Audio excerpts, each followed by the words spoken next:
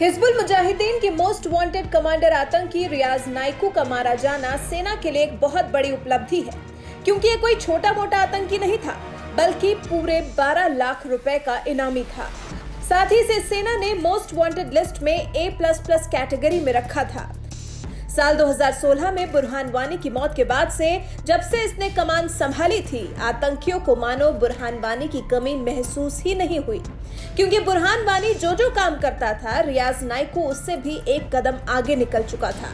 लेकिन क्योंकि अब ये मारा जा चुका है, तो इसी के साथ ही भारत के जेम्स बॉन्ड माने जाने वाले NSA अजीत डोभाल का भी ऑपरेशन जैकबूट खत्म हो गया है। जी हाँ, ऑपरेशन जैकबूट। इसी ऑपरेशन का कमाल है कि बुरहान वानी की जगह लेने वाला नाइकू आज इस दुनिया में नहीं है।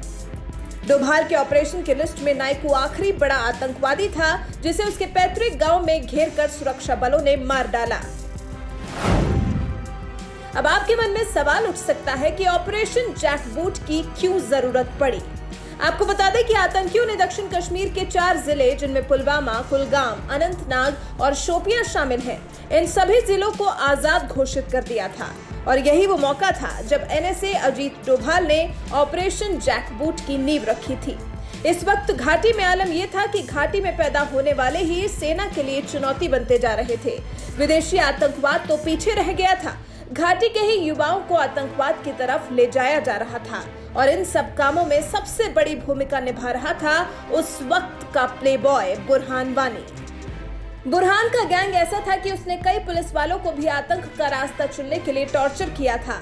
बात न मानने पर पुलिसकर्मियों के परिवार वालों को प्रताड़ित किया जाता था। लेकिन जब 8 जुलाई 2016 को बुरहान वानी की मौत हुई और फिर साल 2017 में जाकिर मूसा ने हिजबुल छोड़ दिया, तो फिर कहानी में एंट्री हुई रियाज नाइकू की।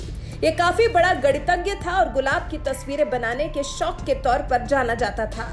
इसने भी बुरहान की तरह कश्मीरी युवाओं को खूब बरगलाया, पुलिस वालों को भी आतंकवाद चुनने के लिए धमकाया। लेकिन इसी बीच काम कर रहे थे NSA अजीत डोभाल के कान और आंख, जिनके बारे में तो सुरक्षा बलों के बड़े अधिकारियों तक को नहीं पता होता। इन्हें अजीत डोभाल के एसेट्स के तौर पर देखा जाता है। इन्हीं एसेट्स के बल पर ऑपरेशन जैकबूट की नींव रखी गई थी और इसी ऑपरेशन के तहत काम करते हुए बुरहान के ग्रुप के 11 और अब उसकी विरासत संभाल रहे नाइकू का भी अंत हो चुका है। ये डोभाल का ही कमाल है जो कश्मीर घाटी इन पाकिस्तानी गुर्गों से अब मुक्त हो चुकी है।